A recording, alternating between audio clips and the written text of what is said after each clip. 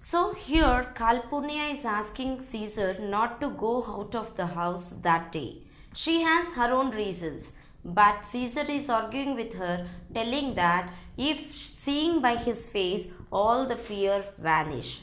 She has her own reasons after seeing the visuals of the watchman, means after listening to the watchman's what he has seen, fires, she got frightened.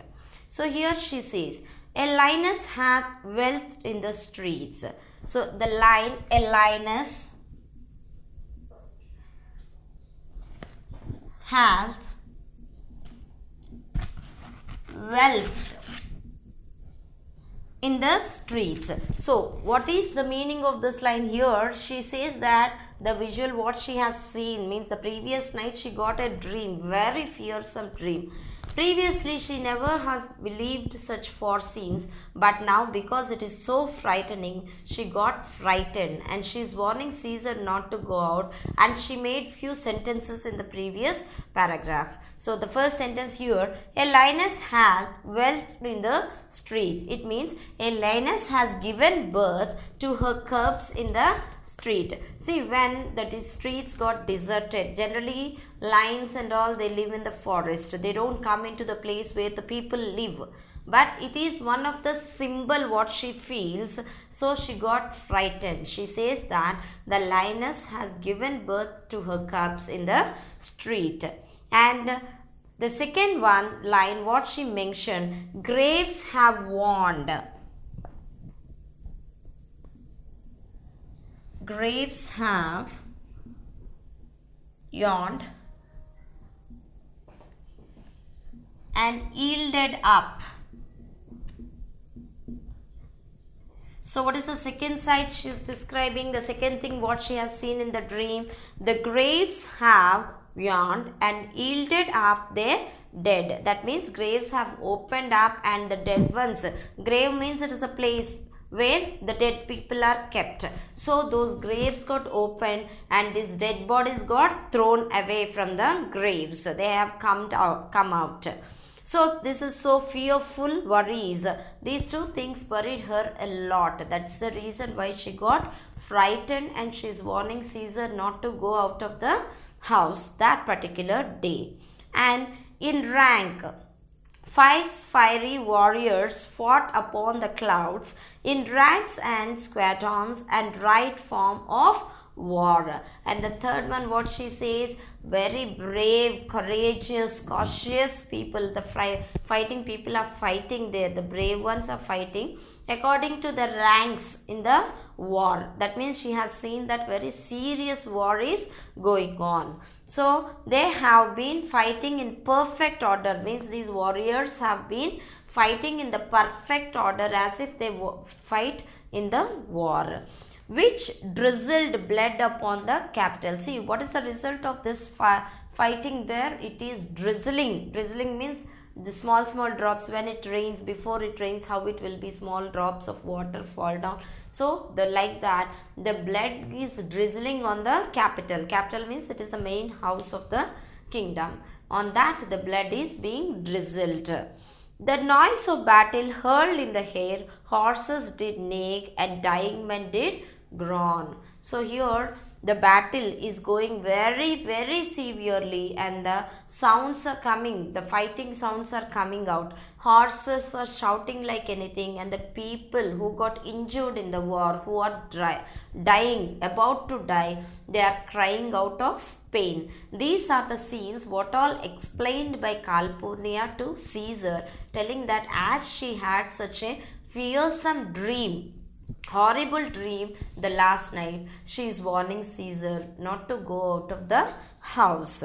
And ghosts did shriek and squeal about the streets. The ghosts are shouting and crying in the streets. So she has also seen some ghosts which are crying in the streets. O Caesar, these things are beyond all us use and I do fear them. So Calpurnia is also a brave lady. She never believed such things previously, but as all the things what she has seen in the dream are so fearsome, that's why she got frightened. Caesar, what can be avoided, whose end is purposed by the mighty gods, and Caesar shall go forth for these predictions. So Caesar, after listening to these all things, what all said by Calpurnia, Caesar is telling like this: what can be avoided, whose end is purposed by the mighty gods. So what all the things may happen, who is going to die according to the wish of God. At Caesar, even though these all things happen, Caesar shall go forth. Caesar will never stop. He will go forth for these predictions. He will never believe in such predictions, and Caesar will go forward always. So Calpurnia has given a clear-cut analysis of what all the things she has seen the previous night in the dream very clearly. Even though Caesar is such a brave person, did not believe, because he is not coming to a conclusion that what all seen by Calpurnia is true. So he is readily arguing with Calpurnia, telling that Caesar will never remain back listening to all these predictions. He will always go forward. Or to the world in general as to Caesar. So here Caesar is telling how the remaining entire world will take the things. Even Caesar will also consider them in the same way. Calpurnia says like this: when beggars die, there are no comets seen. The heavens themselves blaze forth to the death of princes. So she is telling like this: when beggars die, beggars means then when ordinary people, normal people die, there are no comets seen. Comets here, comets means stars trailing light in the sky. So these are the stars trailing light in the sky. Even no light will be seen in the sky, but the heaven themselves blaze. But what she says here, when the beggar dies, we cannot see any sort of light in the sky, but the heaven blaze themselves, means, but in a reverse context, she says that the heaven themselves blaze forth the death of princes. But any princess dies, the heaven blazes here means shines brightly. The heaven automatically shine brightly whenever a prince dies. So for this statement, Caesar is telling like this: cowardice die many times before their deaths. The valiant never taste of death but once. Coward. So who is a coward? The person who is not at all brave. Before their death itself, out of the fear, coward means they are not brave. They always frightened for everything. So before the actual death, they will die number of times in their life. Means mentally they will die, not physically. But the valiant. Who is a valiant? Valiant is a brave person. So valiant means brave and powerful. Brave and powerful. So the cowardice die number of times before the actual death, but the valiant never taste of death but once. But the valiant, they will not consider small things like this. They will never die. They will never take their step back. Only the death will come to them once in their life. Of all the wonders that I yet have heard, it seems to me most strange that men should fear, seeing the death a necessary end will come when it will come. So here Caesar is also telling the wonders. He wonder how people listen to these things and believe in such thing. Death is necessary, means it is inevitable. No one can overcome death. It is a common. It will come whenever it should come. By just keeping in the house, staying back in the house or going out unnecessarily, the death won't come. It is inevitable. If it is given that a person should die, definitely it will happen. Whenever it should happen, it will happen. Re-enter a servant. When Caesar is telling like that, another servant entered their room. What say the augurers? Means foretellers. So what the foretellers are telling? Servant, he is telling like this: they would not have you to stir forth today. So the servant is telling, even the foretellers are also warnings the Caesar not to go out of the home that particular day. So what Calpurnia is saying to Caesar, what is the warning she is giving? Even the foretellers also, foretellers are the people who will predict what is going to happen in the future, and they will tell that in the present itself. Even those foretellers also warn the Caesar not to go out of the house that particular day. Plucking and the entrails of an offering forth, they could not find a heart within the beast. Caesar, the gods do this in shame of cowardice. Caesar should be a beast without a heart. If he should stay at home today for fear, no, Caesar shall not. Danger knows full well that Caesar is more dangerous than he. So what Caesar is telling here, he says that no, only cowardice, the people who are not brave, they will listen to this all and they will stay at home. But Caesar is not like that. Caesar is more dangerous than danger, and danger knows that very well. So this is a statement made by Caesar here. He says that he is more dangerous than danger. That is the reason why he doesn't believe this foretelling. And he also says, we are two lions littered in one day. Who are the two lions referred by Caesar here? One is the Caesar and another one is the danger. So Caesar and danger have taken birth on the same day, according to the statement made by Julius Caesar. And I, the elder and more terrible, and Caesar shall go forth. So two lions have taken birth on the same day. One is the danger and another one is Caesar. And Caesar says himself as the elder one, who is more dangerous than the danger. That is the reason he will never believe such things, and he always wants to go forth, to go forward. Calpurnia, alas, my lord, your wisdom is consumed in confidence. Do not go forth today. Call it my fear. That keeps you in the house and not your own. We'll send Marc Antony to the Senate house. Calpurnia is telling like this. She is telling that your wisdom is consumed in confidence. Consumed means here used. So his wisdom is totally used in his confidence. So that is a person, the Caesar is such confident, he is so confident that nothing will happen to him. If he go out, seeing his face, everything will become normal. That is the confidence of Caesar. So here Calpurnia says that your wisdom is consumed in confidence. Your wisdom is totally used by your confidence. Do not go forth today. Call it my fear. Please don't go out that particular day. She is requesting her husband and asked her, maybe because of her fear, she is requesting him not to go out of the house. That keeps you in the house and not your own. So my fear is making you stay at home, not your fear. You are not frightened. You are so courageous, but I am frightened. My fear is making you stay back at home. We'll send Marc Antony to the Senate house. Here she also gave one advice, because all the remaining people are waiting for Caesar there in the Senate house. So she says, we'll send Marc Antony there. So Calpurnia says that it is better to send Marc Antony to the Senate house that day.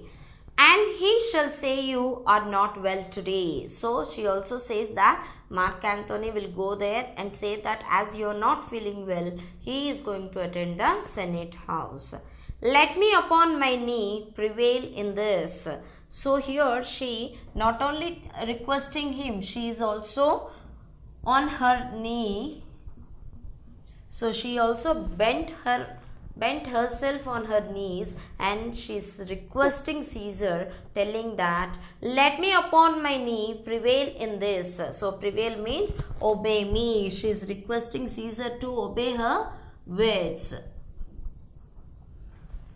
Sending Marc Antony to Senate house and making Caesar stay back at home. That is the idea of Calpurnia.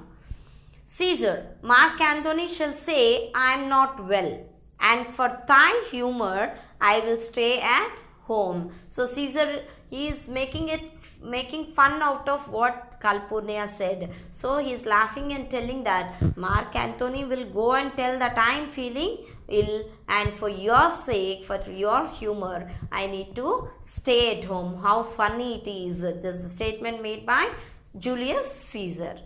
Enter Decius Brutus. So now another character entered into the scene. He is Decius Brutus. Brutus has entered. So Brutus is a main character, how we have described in the introduction. He is a very nice person who loves his country like anything. His country, love towards his country is more than anything. In English dictionary, from his name, the word brute has entered. So it has come from the name of Brutus. Here's Decius Brutus, he shall tell them so. Decius Brutus, Caesar, all hail, good morrow, worthy Caesar. I come to fetch you to the Senate house. So Brutus entered, he wished for the benefit, for the glorious tomorrows for Caesar, and he also mentioned to the Caesar, telling that he came there to take the Caesar to Senate house. Caesar, and you are come in very happy time. So Caesar is telling like this, yes Brutus, you have come on the right time, to the right place, to bear my greeting to the senators and tell them that I will not come to today. So here Caesar is telling to Brutus like this, you have come to the right place in right time. It is better you go to the Senate house and tell to the senators, the people who are there, that I am not going to come to the Senate house.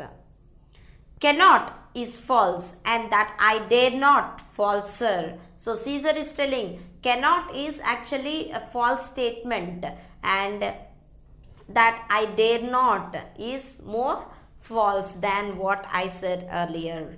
I will not come today, tell them so, Decius. So Caesar asked Brutus to tell that particular day Julius Caesar is not going to attend the Senate house. So he doesn't have any particular reason to tell to Brutus. Actually, he is telling that I cannot come. It is not true. That's why he mentioned it as false. He is not dare enough to come. That is even more false, because he is not that cowardice. So he is so brave person. So even that is also a lie. And finally he gave a statement telling to Brutus that go and tell that I am not coming. Calpurnia, immediately she is adding. Calpurnia, she is telling like this, say he is sick. Calpurnia asked Brutus to tell that Julius Caesar is sick. Caesar, shall Caesar send a lie? So Caesar is telling that should I lie? I should lie. Is it the correct thing? Should I send a lie? Is the statement made by Caesar. Have I in conquest stretched mine arms so far, to be afraid to tell graybeards the truth? Decius, go tell them Caesar will not come. So here Caesar is telling that, see, I am a victorious person. I am the victory. And going to that old people and telling a lie as if I am not dare enough to tell the truth. No, I don't want that. So Caesar asked Brutus to go and tell just Caesar is not going to come to the Senate. Brutus, most mighty Caesar, let me know some cause, lest I be laughed at when I tell them so. Brutus again questioned Caesar, asked Caesar, tell me the reason why are you not coming. Otherwise, if I go and make the statement like this, they all will laugh at me, as I couldn't give the reason for your not coming to the Senate house.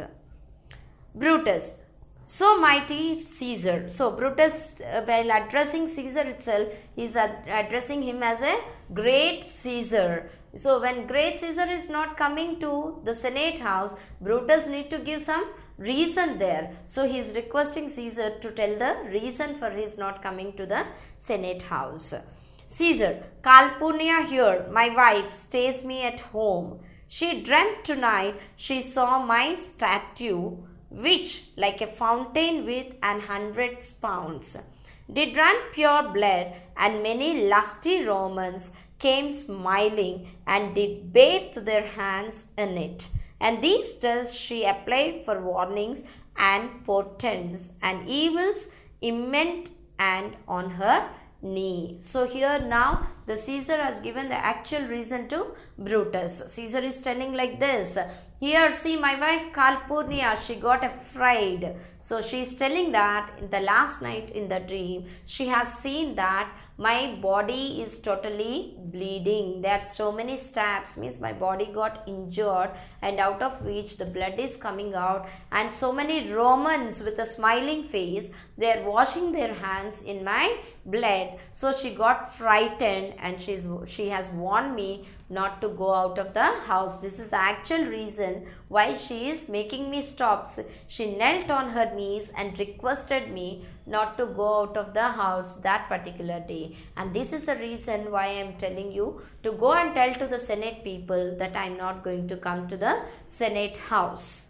Had begged that I will stay at home today. So after seeing the request of the Calpurnia, the way she is begging, finally Caesar had made up her mind to stay back at home. So this is the explanation given by Caesar to Brutus.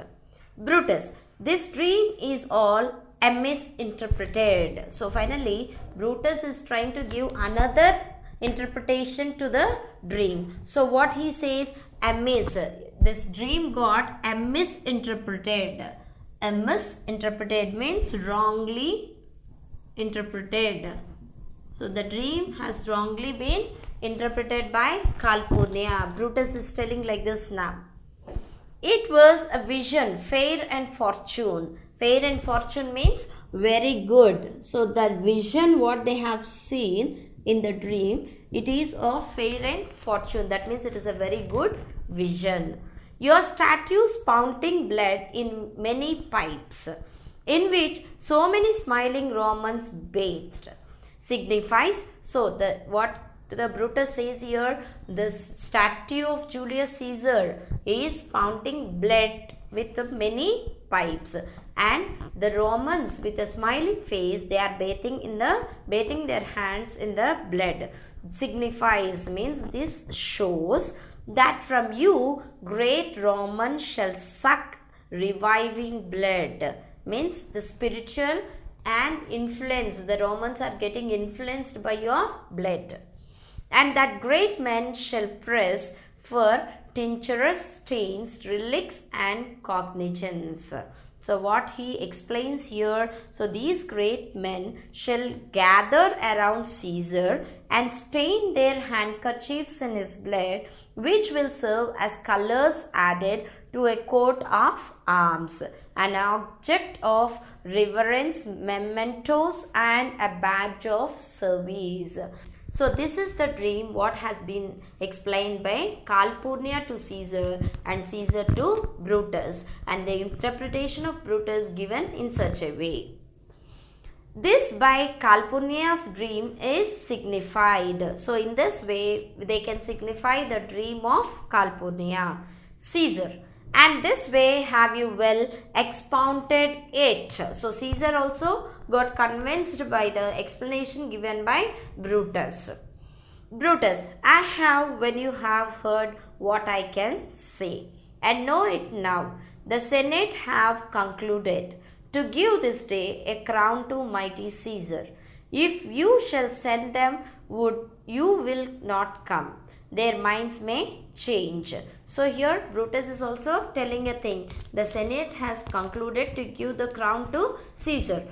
Now let me tell you clearly whether you are coming to the Senate or not. If you don't come, their minds may change. They may decide with the conclusion that they will give the crown to you only. Caesar, how foolish do your fears seem now, Calpurnia. I am ashamed I did yield to them. Give me my robe, for I will go. So Caesar finally is telling, see how silly you have interpreted your dream. So even I have also become very silly believing these all things. Now I am going to move to the Senate. Give me my gown. So Caesar asked to give his dress to go to the Senate.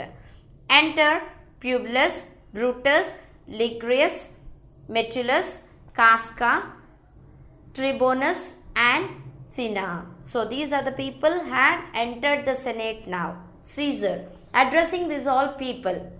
Good friends, go in and taste some wine with me. So as the Caesar has come with a great victory, winning the war, now he has welcomed all the people who are there in the Senate to come and have some wine with him.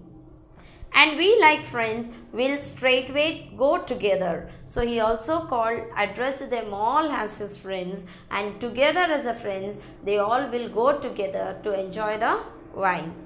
Brutus, that every like is not the same, O Caesar. The heart of Brutus yearns to think upon. So here Caesar is addressing all the people as his friends. But there is a dilemma to the Brutus. What he says, see here. So Brutus, what is he feeling now? He is feeling, Brutus' heart grieves when he thinks that being like a friend is not same as being a friend. So we all are being friends, will go together is the statement made by Caesar. Being like a friend is totally different from being a friend. That is the difference what Brutus has identified, and his heart is grieving out of that, and he is telling about it. Exeunt. So they goes out, all of them, they goes out from there. Act 3, Scene 1. Rome. Before the capital, the Senate sitting above. Means in front of the capital city, they are sitting above in the Senate. Flourish. Enter. Caesar, Brutus, Cassius, Casca, Julius, Brutus, Metellus, Cimber, Trembolius, Cinna, Antony, Lepidus, Populus, Publius, and others. Caesar, are we all ready? What is now amiss? Means now Caesar, he started addressing the Senate, who are the people sitting there. He started addressing them and telling what all the amiss. Amiss means what all the things they need to discuss, what all the problems they have, what all the wrong things happen there. So that Caesar and his Senate must redress. Means the Senate, Caesar and the people in the Senate, they'll sit and they'll discuss about all the problems and they'll make them correct. Cimber, most high, most mighty and most puissant Caesar, Metellus Cimber, throws before their seat. So here Cimber, he came there, throwing himself in front of the seat of the Julius Caesar and praising Julius Caesar. He is telling, any humble heart knelling. Caesar, I must prevent 3, Cimber. These couchings and these lowly courtiers might find the blood of ordinary men and turn preordinance and first decor into the law of children. Thy brother by deceit decrease and banish. If thou doesn't bend and pray and fawn for him, I spurn thee like a cur out of my way. No, Caesar doth not wrong, nor without cause will he be satisfied. So here Cimber is a person whose brother got vanished, means he got sent away from the kingdom by Caesar. So Cimber knelt on his knee in front of the Julius Caesar, requesting him in a very polite way to bring his brother back to the kingdom. But Caesar is very particular and very serious in the issue, and he is telling, even he is giving a warning to Cimber also, not to request to bring his brother back, else he will send him also away from the kingdom. So Cimber requested Caesar here regarding his brother, and Caesar gave a very strict warning to Cimber not to ask anything about his brother. Cimber, is there no voice more worthy than my own? So as Cimber has already requested and Caesar did not accept to bring his brother back to the kingdom, now Cimber is requesting the other people in the Senate that no one is there here to support him. To sound more sweetly in great Caesar's ear for the repealing of my banished brother. Brutus, I kiss my thigh hand, but not in flattery, Caesar, desiring thee that pubis cimber may. So here, Cimber, as he requested, so no one is there in the Senate whose sound can be sweet to Julius Caesar. That means because of whose request Caesar may accept the request of Cimber. Immediately Brutus came forward and he said, I kiss thy hand, but not in flattery. So Brutus came forward and he said, I kiss your hand, not because of as I am going to flatter you, just Caesar, desiring thee that pubis cimber may. So Brutus also requested Julius Caesar to accept the proposal given by Cimber. Have an immediate freedom of repeal. Means immediately Caesar cancelled. Repel means cancel. He did not accept Brutus' request also. Caesar, what? Brutus, Cautious, pardon. Caesar, pardon. Even Cautious also requested the Caesar to excuse. As low as to thy foot doth Cautious fall. So immediately Cautious also, he fall on his feet and he requested to beg enfranchisement for Publius Cimber. So even Cautious also requested Caesar to excuse Cimber. Cautious, I could be well moved if I were as you. If I could pray to move, prayers would move me. But I am constant as the northern star, of whose true fixed and resting quality there is no fellow in the firmament. I was constant, Cimber should be banished, and constant do remain to keep him so. Here, even after Cautious requested Caesar, compared himself with the northern star, who will be always stable in the same place with the brightness. So he also compared himself with the northern star. Caesar is telling, I won't change my mind. Once the decision is made, it is clear that he is not going to bring back the person whom he banished, and he is very stubborn about his decision. Casca, speak. Hands for me. Casca, first. Then the other conspirators and Brutus stabbed Caesar. So all the people requesting Caesar, they came near to him and requested him. Even then Caesar did not accept. All the people came close to Caesar and finally they stabbed him. They stabbed Caesar with the knives. Caesar, it too brute. Then fall Caesar. All the people at a time stabbed Caesar. Caesar got shocked seeing Brutus also one among them. So finally, before falling down and dying, he made one sentence, et tu brute. So even you, Brutus. So finally he concluded, because by telling the word brute, he has fallen down and died. So here the word it to brute, even you also join your hands with this conspirator, is the last statement made by Julius Caesar. Finally, he has fallen down and died there itself. Cinna, liberty, freedom, tyranny is dead. Run hence, proclaim, cry it about the streets. Cinna is telling like this, liberty, freedom, tyranny has died now. Means Julius Caesar, he has given these all names to Julius Caesar. It has died. Run hence, proclaim, means he is telling to the remaining people to run into the streets and announce that Julius Caesar has died. Cautious, some of the common pulpits and cry out liberty, freedom and enfranchisement. So even Cautious is also telling, take one platform, stand there and cry out what they want to cry, liberty, freedom, enfranchisement. They have finally attained. Brutus, but here comes Antony. So when these people are shouting, all the people who are there, the conspirators, they are shouting like this, Antony entered the scene. Re-enter Antony. Welcome Marc Antony. The people who are there, they welcomed Antony there.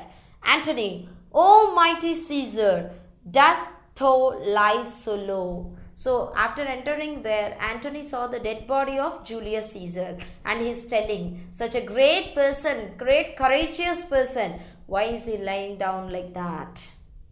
Are all thy conquests glorious triumphs spoils? Shrunk and this little measure fare thee well. I know not, gentlemen, what you intend. So finally he is telling that the great personality, the person very bravely fought the war, and finally with the conquering thing he came back, and finally he's dead here. And what made you people make Caesar like this, kill Caesar like this? So these are the statements made by Antony.